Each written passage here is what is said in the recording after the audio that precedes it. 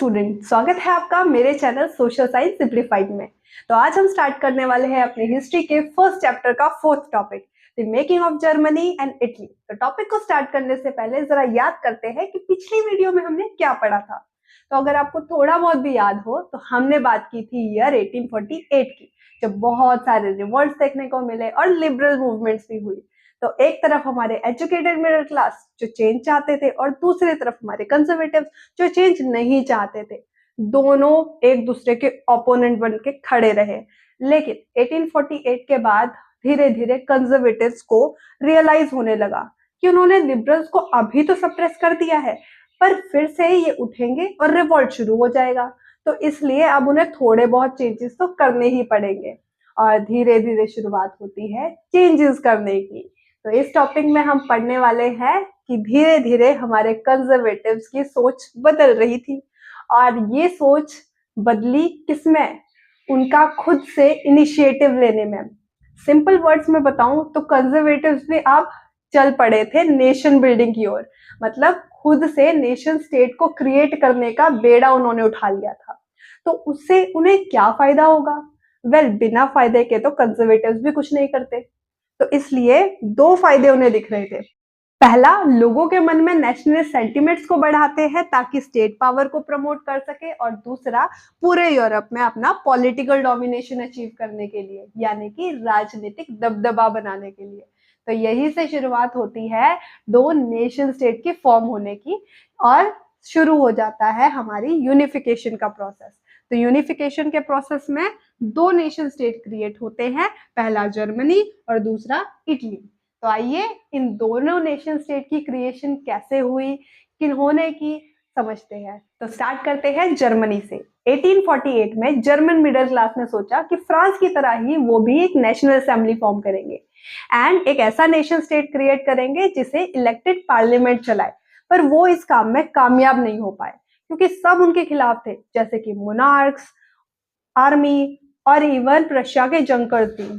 और फाइनली उन लोगों को डिसबैंड कर दिया। जो काम नेशनल असेंबली नहीं कर पाई, हमारे प्रशियन किंग ने कहा हम करेंगे। तो इसलिए इन्होंने अपने चीफ मिनिस्टर के साथ मिलकर यूनिफिकेशन का काम शुरू कर दिया। Can the army be the architect of a nation? अब इस सवाल का जवाब मैं नहीं, आप खुद देंगे मेरे इस टॉपिक को कवर करवाने के बाद।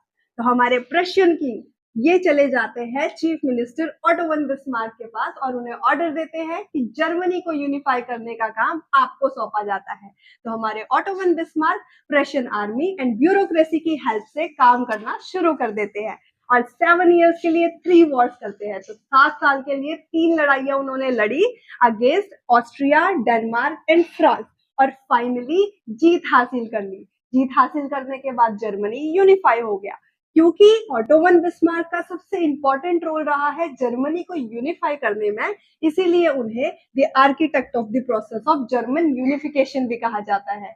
जर्मनी को यूनिफाई करने के बाद 18 जनवरी 1871 को Prussian king Kaizer William one दिखाई दे रहे हैं, इन्हें जर्मन एम्परर बना दिया जाता है एक सेरेमनी के अंदर, जिसे कंडक्ट किया गया था पैलेस ऑफ वर्सेल्स में, स्पेसिफिकली हॉल ऑफ मिरर्स में। तो पैलेस ऑफ वर्सेल्स के अंदर एक कमरा था, हॉल था, जिसमें चारों तरफ शीशे ही शीशे लगे हुए थे। वहां ये सेरेमनी कंडक्ट की गई और हमारे किंग को जर्मन एम्परर बना दिया गया। तो अब किंग को जब जर्मन एम्परर बना दिया गया, उसके बाद न्यू स्टेट में ध्यान देना शुरू किया गया currency, banking, legal and judicial system के ऊपर नए तरीके के बदलाव लाने पर। और धीरे धीरे प्रशिया की यही सारी प्रैक्टिसेस एंड मेजर्स जर्मनी के लिए मॉडल बन गए और सारे जर्मनी के लोग उसी मॉडल को फॉलो करने लगे। Italy unified. इटली छोटे छोटे हिस्सों में बटी हुई थी जिसे अलग अलग रूलर्स कंट्रोल किया करते थे। फॉर एग्जाम्पल, नॉर्थ को ऑस्ट्रियन हैब्सबर्ग कंट्रोल करती थी, सेंटर को पोप रूल करते थे और साउथ को bourbon Kings of Spain control करती थी। इटली टोटल 7 स्टेट्स में डिवाइडेड थी, पर उनमें से सिर्फ एक ही स्टेट ऐसी थी जिसे इटालियन प्रिंसली हाउस रूल करती थी, जिसका नाम था सिडेनिया पेडेमोंट। तो सिडेनिया पेडेमोंट ओनली स्टेट थी जिसे हमारी इटालियन प्रिंसली हाउस रूल करती थी और उनके प्रिंस थे किंग विक्टर इमैनुअल II। तो इन्होंने सोचा कि क्यों ना अब इटालियन यूनिफिकेशन का काम शुरू किया जाए और इटली को फाइनली एक नेशन स्टेट बनाया जाए।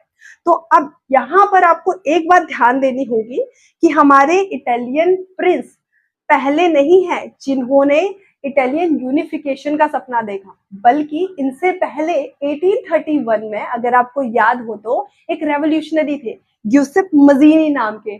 उन्होंने सीक्रेट सोसाइटी फॉर्म करके कोशिश की थी कि इटालियन यूनिफिकेशन कर दे, लेकिन ये अनसक्सेसफुल रहा। पर इनके फेलियर के बाद आगे जाकर हमारे किंग विक्टर इमैनुअल टू ने इस मुहिम को दोबारा से स्टार्ट किया ताकि इटालियन यूनिफिकेशन हो सके। अब ये मुहिम स्टार्ट करने के पीछे दो कारण थे, और वो दो कारण क्या थे? पहला तो हमारे इटालियन प्रिंस को इकोनॉमिक डेवलपमेंट देखने को मिलती अगर इटालियन यूनिफिकेशन का काम कंप्लीट होता हो, क्योंकि ज्यादा टेरिटरी होना मतलब ज्यादा रिसोर्सेज अटेन करना, और इसलिए उनके लिए इकोनॉमिक डेवलपमेंट का बहुत ही अच्छा सोर्स था यूनिफिकेशन। इसके अलावा पॉलिटिकल डोमिनेशन दूसरा रीजन था जिसके लिए हमारे किंग चाह रहे थे कि इटली को यूनिफाई किया जाए। तो हमारे किंग इटालियन यूनिफिकेशन के लिए किसके पास पहुंचते हैं? चीफ मिनिस्टर केवर के पास, और उन्हें ऑर्डर देते हैं कि केवर, अब तुम्हें इटली की यूनिफिकेशन का काम सौंपा जाता है, तो शुरू हो जाओ। तो हमारे चीफ मिनिस्टर केवर ने इटली को यूनिफाई करने के लिए मूवमेंट स्टार्ट कर दी। लेकिन यहाँ एक बात नोट करने वाली ये है कि केवर ना ही कोई रेवोल्यूशनरी थे और ना ही डेमोक्रेट। इवन इनको तो इटालियन भाषा भी अच्छे से नहीं आती थी, क्योंकि एलीट क्लास से बिलोंग करते थे और वहां पर फ्रेंच भाषा का ही ज्यादा यूज होता था, तो इन्हें फ्रेंच भाषा बड़े अच्छे से आती थी। इसलिए इन्होंने दिमाग लगाया और फ्रांस के साथ अलायंस बना ली। और फ्रांस के साथ अलायंस बनाने के बाद ऑस्ट्रिया के अगेंस्ट, जिन्होंने नॉर्थ में कंट्रोल कर रखा था, वॉर छेड़ दी, जिसमें उन्होंने बाद में ऑस्ट्रिया को हरा भी दिया था। लेकिन सिर्फ नॉर्थ को कंट्रोल करने से कोई फायदा नहीं था, साउथ भी कंट्रोल में आना चाहिए यूनिफिकेशन का प्रोसेस खत्म करने के लिए। तो तीनों रीजन जहां अलग अलग रूलर्स का कंट्रोल था, उन्हें कॉन्कर करना जरूरी था। तो इसलिए हमारे ये दो लोग, जो कि किंग विक्टर इमैनुअल टू और चीफ मिनिस्टर केवर थे, हेल्प लेते हैं ग्यूसेप गारिबाल्दी की। और ग्यूसेप गारिबाल्दी अपने ट्रूप्स के साथ और कुछ वॉलेंटियर्स जो खुद से चाहते थे वॉर करना, तो उनके साथ मिलकर साउथ वाले रीजन में जाते हैं, यानी कि किंगडम ऑफ टू सिसिलीज में, और यहाँ जाकर पेजेंट्स को भी कन्विंस कर लेते हैं। और पेजेंट्स के सपोर्ट के साथ ही बर्बन किंग्स ऑफ स्पेन का भी कंट्रोल खत्म हो जाता है। तो जब नॉर्थ और साउथ वाले रीजन इटली के कंट्रोल में आ जाते हैं, यानी कि इटालियन प्रिंसली हाउस के कंट्रोल में आ जाते हैं, तो फिर बीच में बचे पोप, इनके पास और कोई ऑप्शन नहीं रहता। और फिर हमारी इटली फाइनली यूनिफाई हो जाती है 1861 में।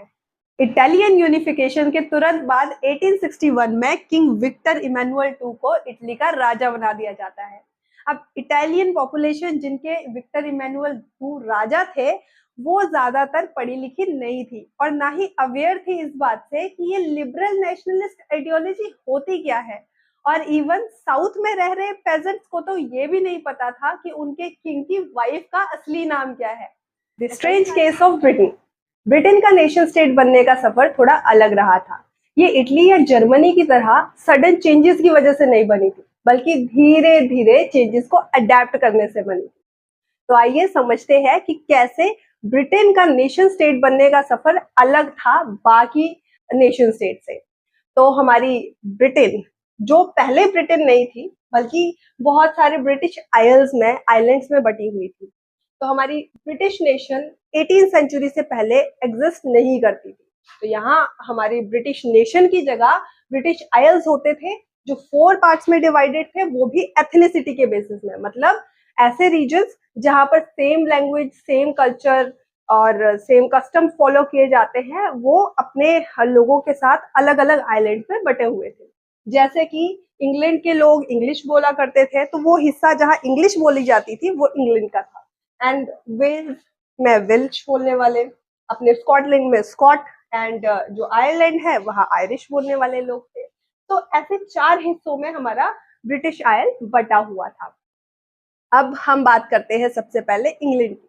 तो इंग्लैंड में ज्यादातर लोग कंफ्यूज हो जाते हैं और साइमल्टेनियसली इसे यूज कर लेते हैं ब्रिटेन के साथ। तो ग्रेट ब्रिटेन का एक हिस्सा था इंग्लैंड, पर इंग्लैंड को हम ग्रेट ब्रिटेन नहीं कह सकते। आप क्यों नहीं कह सकते? क्योंकि ग्रेट ब्रिटेन बनने से पहले भी इंग्लैंड एग्जिस्ट करता था, ठीक है। तो इंग्लैंड, ये वाला पार्ट जो आप मैप में देख सकते हैं था, और उसके ऊपर आप देख सकते हैं स्कॉटलैंड का हिस्सा था, एंड साइड में ये आयरलैंड का हिस्सा था, जिसमें से नॉर्दर्न आयरलैंड बाद में United kingdom of great Britain का पार्ट बन जाता है। और साइड में वेल्स, ठीक है, जहाँ वेल्श लोग थे जो वेल्स लैंग्वेज बोलते थे। एंड अब यहाँ पर ये तो हम समझ गए कि 4 हिस्सों में डिवाइडेड था और एथनिसिटी के बेसिस में डिवाइडेड था। अब बात करते हैं इंग्लैंड की। तो इंग्लैंड में इंग्लिश पार्लियामेंट आती है किसी कंफ्लिक्ट की वजह से, और अपनी जो मोनार्क है उसकी पावर को सीज कर देती है। मतलब अब पार्लियामेंट के हाथ में, इंग्लिश पार्लियामेंट के हाथ में पावर आ जाती है 1688 में। तो इनके हाथ में पावर आने के बाद धीरे धीरे चेंजेस होनी शुरू होती है, और हमारी जो इंग्लिश लोगों की इंग्लैंड है, ये धीरे धीरे वेल्दी होने लग जाती है और पावरफुल होने लग जाती है, इनका इन्फ्लुएंस भी ज्यादा बढ़ने लग जाता है। तो ये सोचते हैं क्यों ना अब थोड़ा चेंज लाया जाए, मतलब अब अपनी टेरिटरी को बढ़ाने की कोशिश की जाए।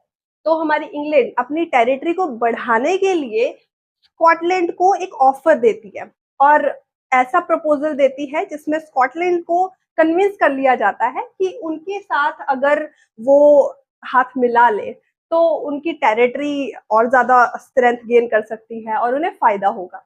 तो इसलिए हमारी स्कॉटलैंड और इंग्लैंड दोनों आपस में एक्ट ऑफ यूनियन कर लेती है, ठीक है। तो एक एग्रीमेंट था जिसमें दोनों ने अग्री कर लिया कि हम दोनों अब एक साथ मिल जाएंगे और दी ग्रेट ब्रिटेन को फॉर्म करेंगे। तो एक्ट ऑफ यूनियन होता है 1707 में बिटवीन इंग्लैंड एंड स्कॉटलैंड, और finally United kingdom of the great Britain का फॉर्मेशन हो जाता है, ठीक है। तो अब इसके बाद हमारी इंग्लैंड और स्कॉटलैंड तो मिल जाती हैं, लेकिन धीरे धीरे अब ये इंग्लिश लोग जो है अपना इन्फ्लुएंस ज्यादा बढ़ाने लगते हैं, इनके मेंबर्स ज्यादा होते हैं एज कम्पेयर टू स्कॉटलैंड, और धीरे धीरे स्कॉटलैंड का जो लैंग्वेज है, उनकी गेलिक लैंग्वेज थी, ठीक है, स्कॉट के अलावा।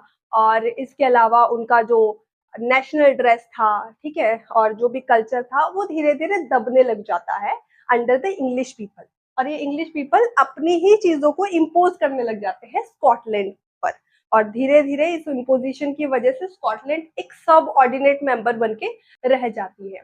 अब बात आती है इंग्लैंड की टेरिटोरियल एक्सपेंशन को और ज्यादा बढ़ाने की, ठीक है। तो इंग्लैंड अपनी टेरिटरी को और ज्यादा बढ़ाने के लिए आयरलैंड को भी अपने अंदर समा लेती है। तो कैसे संभाल लेती है? वो होता है हमारे आयरलैंड के अंदर हो रहे कन्फ्लिक्ट्स की वजह से। तो आयरलैंड के अंदर हमारे 2 तरह के बिलीवर्स थे, एक थे प्रोटेस्टेंट और दूसरे थे कैथोलिक्स। तो जो प्रोटेस्टेंट थे वो लोग चाहते थे कि वो लोग कैथोलिक्स के ऊपर डोमिनेट करे, क्योंकि उन्हें उनके बिलीफ नहीं पसंद थे। तो इन्हीं दोनों के बीच हो रहे कन्फ्लिक्ट का फायदा इंग्लैंड उठाती है, ये बोलकर कि हम लोग प्रोटेस्टेंट का साथ देंगे, ठीक है, और धीरे धीरे करके दोनों के बीच का फायदा उठाते हुए ये लोग नॉर्दर्न आयरलैंड को भी अपने अंदर समा लेते हैं, ठीक है। तो जो आयरलैंड है उसे फोर्सिबली 1801 के अंदर जो है यूनाइटेड किंगडम में डाल दिया जाता है। अब यहाँ पर ना वो वाली कहानी सूट करती है जिसमें हमने पढ़ा था, कभी आपने पढ़ा होगा बचपन में, बंदर बाट, जिसमें 2 बिल्लियां आपस में लड़ती हैं और फायदा बीच में बंदर ले जाता है। तो वही बंदर वाला काम जो है इंग्लैंड ने किया और फायदे में रही। तो धीरे धीरे इंग्लैंड जो है वो एक ग्रेट ब्रिटेन बनाने में कामयाब हो जाती है और एक नेशन स्टेट क्रिएट कर लेती है और एक डोमिनेंट इंग्लिश कल्चर स्टैब्लिश कर देती है इन एरियाज में। तो अब यहाँ पर एक आपको बात नोटिस करनी है कि आयरलैंड का सिर्फ नॉर्दर्न आयरलैंड वाला हिस्सा ही हमारे ग्रेट ब्रिटेन के अंदर आता है। तो अब रही बात इनकी डोमिनेंस की, तो हमारी इंग्लिश कल्चर को की डोमिनेंस कैसे बढ़ती है, जैसे कि जो सिंबल थे जो अपना न्यू ग्रेट ब्रिटेन बनाया था, उसके symbol British flag, Union Jack को माना जाता है, ठीक है, और national anthem God save our noble king होता है, यानी कि इनके नेशनल एंथम का नाम है God save our noble king. और लैंग्वेज इंग्लिश होती है। तो धीरे धीरे ये आयरलैंड, नदर्न आयरलैंड और स्कॉटलैंड, ये दोनों के दोनों पर चीजें इम्पोज की जाती है और ये सिर्फ एज अ सबऑर्डिनेट एक्ट करती है। हमारा फिफ्थ टॉपिक है visualising the nation. 18th and 19th century के आर्टिस्ट ने सोचा क्यों ना नेशन को एक कॉन्क्रीट फॉर्म दे दी जाए, और इसीलिए हमारे आर्टिस्ट ने नेशन को पर्सोनिफाई किया एज अ पर्सन। नेशन जो एक नॉन लिविंग थिंग थी, उसे लिविंग थिंग्स की क्वालिटीज दे दी गई। नेशन को एक इंसान के रूप में दिखाया गया, जो इंसान बनी हमारी फीमेल फिगर। तो यहाँ पर जो हमारी फीमेल फिगर दिखाई जा रही है वो किसी रियल वुमेन को रिप्रेजेंट नहीं करती, क्योंकि उस टाइम पर वुमेन के पास तो ना पॉलिटिकल राइट थे और ना ही इकोनॉमिक राइट थे। बस इसे एज अ सिंबल यूज किया जा रहा था नेशन के लिए, एक नेशन को दिखाने के लिए, नेशन को कॉन्क्रीट फॉर्म देने के लिए फीमेल फिगर का यूज किया जा रहा था। तो हमारी फीमेल फिगर नेशन की एलिगरी बन गई। अब एलिगरी का मतलब क्या होता है? एलिगरी का मतलब है कोई भी ऐसे एब्स्ट्रैक्ट आइडिया को ऑब्जेक्ट या पर्सन के माध्यम से उसका यूज करके दिखाया जाना। तो सिंपली बात करें तो किसी एब्स्ट्रैक्ट आइडिया को जिसको हम देख नहीं सकते, उसको ऐसी फॉर्म में चेंज कर देना जिसे हम देख सकते हैं। जैसे ऑब्जेक्ट को हम देख सकते हैं, इंसान को हम देख सकते हैं। तो यहाँ पर हमारी नेशन को फीमेल फिगर के फॉर्म में दिखाया गया जिसे हम देख सकते थे। और इसलिए हमारे आर्टिस्ट ने फ्रेंच रेवोल्यूशन के टाइम पर भी फीमेल एलिगरी का यूज किया, ताकि वो लिबर्टी, जस्टिस एंड रिपब्लिक जैसे आइडियाज को दिखा सके। तो बहुत सारे अलग अलग ऑब्जेक्ट्स को यूज किया गया एज अ सिंबल, जैसे कि हमारी red cap and broken chains को लिबर्टी का सिंबल माना गया। और इसके बाद अगर बात करें ट्राई कलर फ्लैग की, तो ये सिंबल बनी रिपब्लिक का। एंड हमारी ब्लाइंड फोल्डेड वुमेन जिन्होंने तराजू वेइंग स्केल कैरी किया हुआ था, वो सिंबल बनी जस्टिस। तो इस तरीके से अलग अलग ऑब्जेक्ट्स को सिंबल बना दिया गया और एब्स्ट्रैक्ट आइडिया को कॉन्क्रीट फॉर्म दे दी गई। अब बात करें दो बहुत ही इंपॉर्टेंट एलिगरीज की, तो एक फ्रांस एंड एक जर्मनी। यहाँ पर दो एलिगरीज है जो आपके लिए एग्जाम पॉइंट ऑफ व्यू से बहुत इंपॉर्टेंट है, यूज की गई। जैसे कि फ्रांस के अंदर मैरियन, जो कि एक बहुत ही पॉपुलर क्रिश्चियन नेम था, इसलिए इसको एक एलिगरी की फॉर्म में यूज किया गया और उनकी जो फीमेल फिगर थी, जो एलिगरी थी, उसको मैरियन नाम दे दिया गया। तो फ्रांस की मैरियन और जर्मनी की जर्मेनिया। अब फ्रांस की मैरियन जो है वो एक नेशन को रिप्रेजेंट करती थी और उसमें जितने भी अलग अलग ऑब्जेक्ट्स यूज किए वो सिंबलाइज करते थे अपनी लिबर्टी एंड रिपब्लिक को। एंड इसके बाद हमारी जर्मेनिया, जो कि जर्मनी की एलिगरी थी, उसमें जो उन्होंने एक ओक लीव वियर किया हुआ था अपने सर पे, यानी कि ओक लीव का क्राउन जो पहना हुआ था, वो सिंबल था हीरोइज्म का, उनकी वीरता का प्रतीक। तो ऐसे ही आर्टिस्ट ने कॉन्क्रीट फॉर्म दे दी सभी एब्स्ट्रैक्ट आइडियाज को, यानी कि जिन चीजों को सिर्फ अंदर से महसूस किया जा सकता, एहसास किया जा सकता है, अब उन्हें दिखाया गया। जैसे तो फाइनली हम पहुंच चुके हैं अपने चैप्टर के 6 यानी कि लास्ट टॉपिक पर, जिसका नाम है nationalism and imperialism. 19th century का एंड आते आते नेशनलिज्म का आइडिया जिस तरह से स्प्रेड हो रहा था, अब वो अपनी एक्सट्रीम फॉर्म ले चुका था। अब नेशनलिज्म लोगों के सर चढ़कर बोल रहा था और एक नैरो कॉन्सेप्ट बन चुका था। नेशनलिस्ट ग्रुप्स एक दूसरे को लेकर काफी इनटॉलरेंट हो चुके थे। अब इन नेशनलिस्ट ग्रुप को सिर्फ अपने नेशन से फर्क पड़ता था और उसकी टेरिटरी को बढ़ाने के लिए दूसरे के नेशन स्टेट को खराब करने में इनके लिए कोई प्रॉब्लम नहीं थी। यानी कि अब लोगों के अंदर एक एक्सट्रीमिटी आ गई थी अपने नेशन स्टेट्स को बनाने के लिए।